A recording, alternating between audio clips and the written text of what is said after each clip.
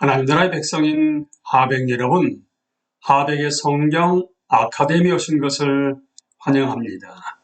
이 시간은 그리스도인이 꼭 알아야 할 기본 진리 9강 시간입니다.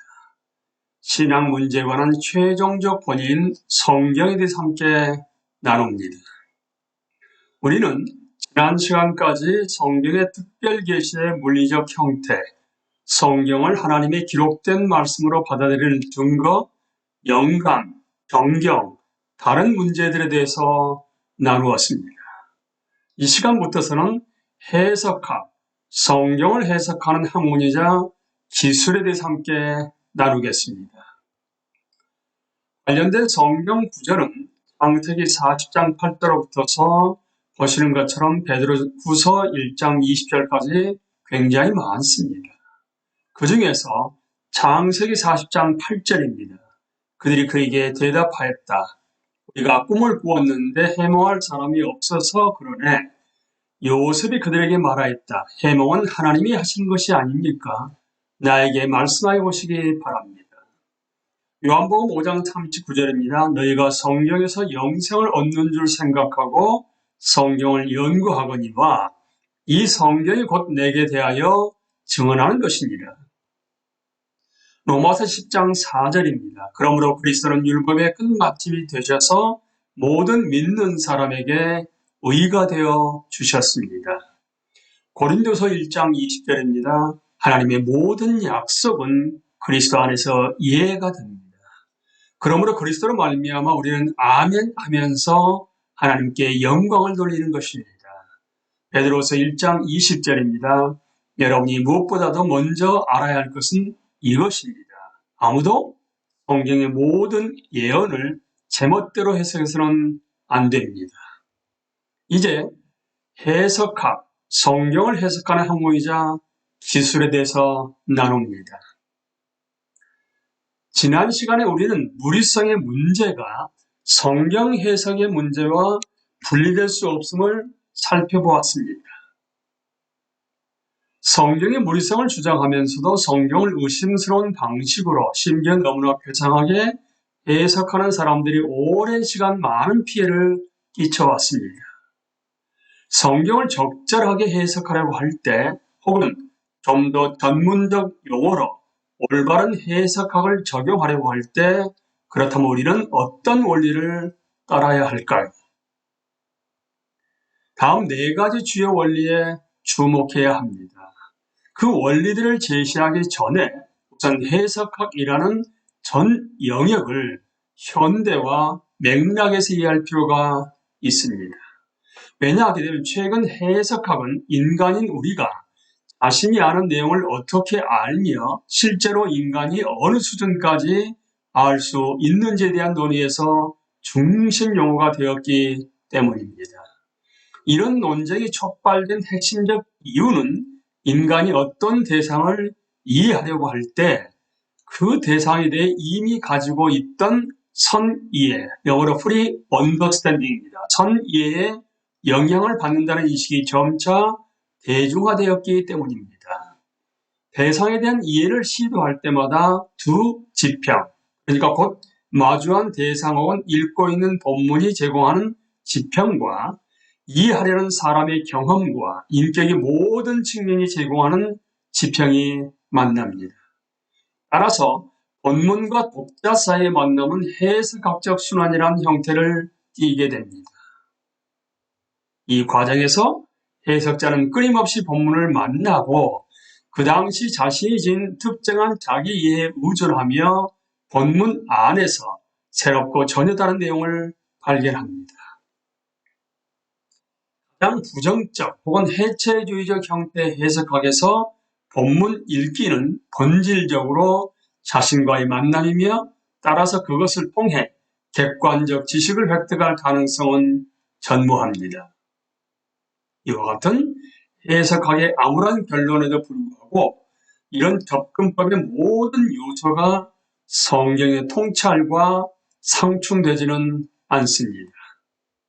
앞서 언급했듯이 창세기부터 요한계시록에 이르기까지 성경은 인간이 타락했으며 그 결과 죄된 성향이 인간의 모든 경험, 특히 알고자 하는 열망, 그 중에서도 하나님과 그분의 진리를 알고자 하는 열망에 깊이 스며들어 있다고 말합니다.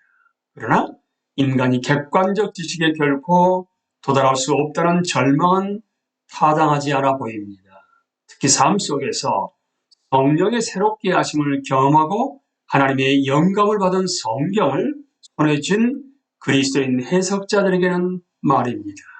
그래서 일부 사람들은 이와 관련해서 해석학적 나선 이론을 제시했습니다.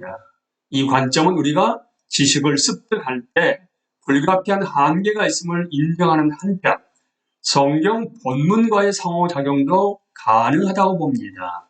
이때 해석자는 성령의 도움을 받고 교정하는 역할을 해주는 신앙 공동체의 영향력 안에 존재하며 의식적으로 최선을 다해 개인적 편견을 제거함으로써 자신이 듣고 있는 그 말씀이 진리를 지닌 진리를 향해 나선형으로 점점 더 접근해 갈 수 있습니다. 이제 성경을 해석하는 학문이자 기술로서 성경은 문학적으로 해석해야 한다. 성경은 성경으로 해석해야 한다. 성경은 오직 성령에 의해서만 해석된다. 성경은 역동적으로 해석해야 한다에 대해서 하나씩 살펴보도록 하겠습니다. 먼저 성경은 문학적으로 해석해야 한다입니다. 전문용어로 역사적, 문법적 방법이라 알려진 이 원칙은 본문이나 구절의 자연스럽고 직접적인 의미를 기본 뜻으로 받아들입니다. 이러한 문학적 접근법은 문자적 접근법과는 신중하게 구별해야만 합니다. 문자적 접근법은 성경의 단어를 경직된 방식으로 해석하고 상징, 은유, 문학 형식들을 고려하지 않기 때문에 신중하게 구별해야 하는 것입니다. 극단적인 예를 들게 되면 여호와의 눈은 온 땅을 두루 감찰하사 역대하 16장 9절 말씀입니다. 이 가르치는 것은 하나님의 전능이지 천상의 눈 두 개가 정기적으로 지구를 들여다본다는 내용이 결코 아닙니다. 문학적 접근법은 성경을 다음과 같이 해석할 것을 우리에게 요구합니다. 첫째, 원래 의미를 찾아야 합니다. 하나님의 말씀은 거의 대부분 그것이 주어진 상황과 직접적으로 관련된 것입니다. 따라서 말씀을 우리 자신에게 적용하기 전에 원래 배경과 의미를 최대한 밝혀내야만 합니다. 두 번째, 문학적 형태에 따라서 해석해야 합니다. 성경은 시, 산문, 비유, 풍유, 묵시, 우화 등 거의 모든 종류의 문학 형태로 이루어져 있으므로 이 점을 항상 신중하게 고려해야 합니다. 이는 시가 사실적 내용을 전달할 수 없다는 뜻이 아니라 시나 환상으로 표현된 내용을 역사 내러티브나 교리적 구절처럼 해석해서는 결코 안 된다는 뜻입니다. 우리는 또한 은유와 그 외의 다른 비유적 표현에 섬세한 주의를 기울여야만 합니다. 최근 성경 안에 중요한 내러티브 요소가 존재한다는 점에 특별히 관심이 모아지고 있습니다. 실제로 구약에서 이런 점이 특히 두드러집니다. 달리 말하면 성경은 이야기로 가득 차 있습니다. 따라서 성경을 해석할 일반적 규칙을 사용하여 내러티브를 다룰 필요가 있습니다. 이러한 관심은 내러티브 신학으로 알려진 온전한 교리에 대한 관심이라는 렌즈를 통해 내러티브를 대하는 전통적 혹은 고전적 신학과 무식적으로 거리를 둡니다. 전통적 신학에는 교리 우선주의를 보여주는 사례로 중세 신학이 성경 이야기를 해석할 때 풍요화에 의존한 것을 들 수가 있습니다. 예를 들게 되면 누가복음 10장 30절에서 35절에 예수님의 비유 이야기에서 선한 사마리아인이 남긴 두 데나리온은 두 가지 성례인 세례와 성찬으로 간주되었습니다. 달리 말하면 성경에 등장하는 모든 내용을 교리적 가르침의 도구로 간주하고 본문에 그런 가르침이 표면적으로 분명히 나타나지 않을 경우에는 장차 드러내야 한다고 보는 것입니다.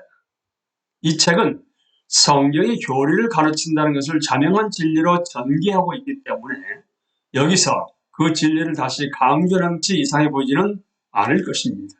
하지만 이야기를 신학적 진리를 캐낼 수 있는 원천이라기보다는 그저 이야기로 바라보고서 배울 수 있는 것도 있지 않을까. 그러나 위험 역시 존재합니다.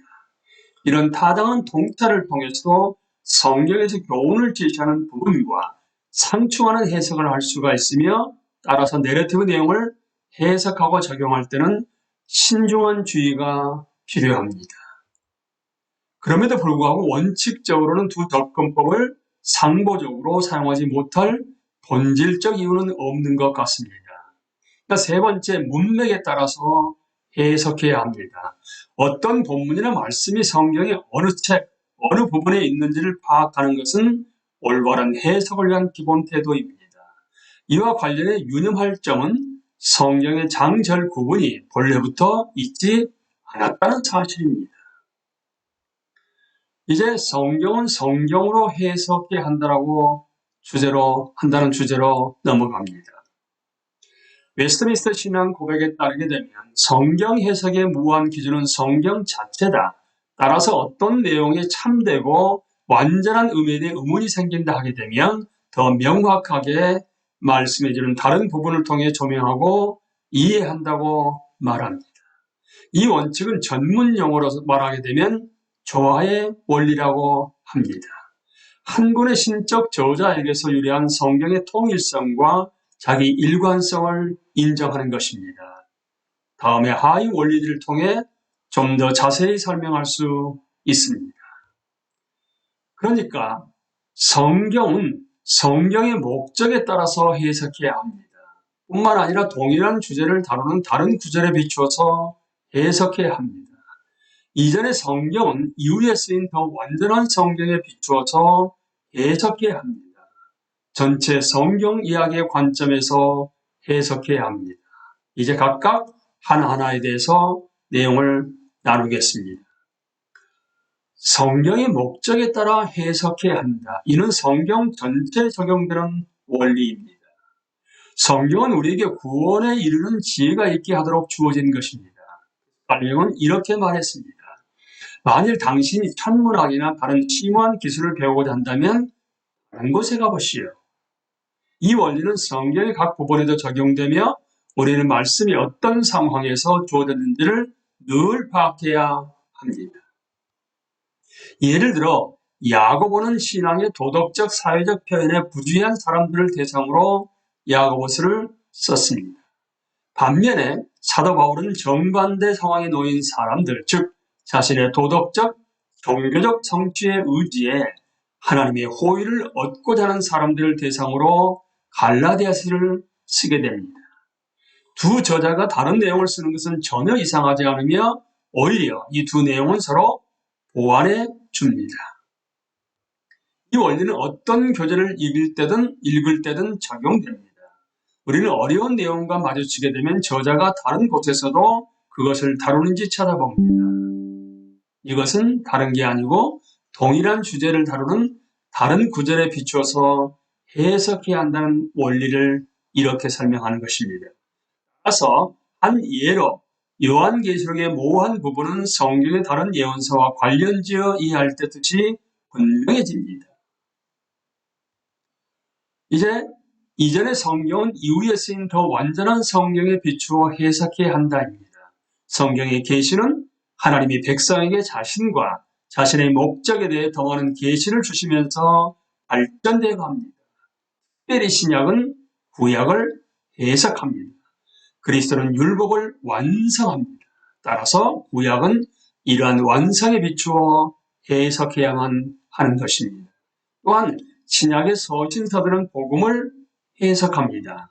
왜냐하게 되면 하나님의 전체 목적과 그리스도의 죽음과 부활을 통해 성취된 내용들은 바로 사도적 가르침의 관점에서 이해할 수 있기 때문입니다.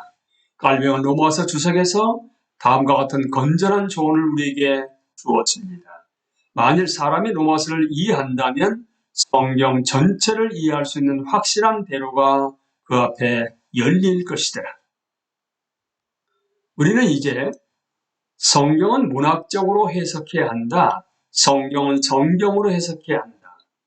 중에서 특별히 성경의 목적에 따라 해석해야 한다. 동일한 주제를 다루는 다른 구절에 비추어서 해석해야 한다. 이전에 성경은 이후에 쓰인 더 완전한 성경에 비추어 해석해야 한다까지 함께 공부했습니다. 다음 시간에는 전체 성경 이야기의 관점에서 해석해야 한다로 넘어가겠습니다. 감사합니다.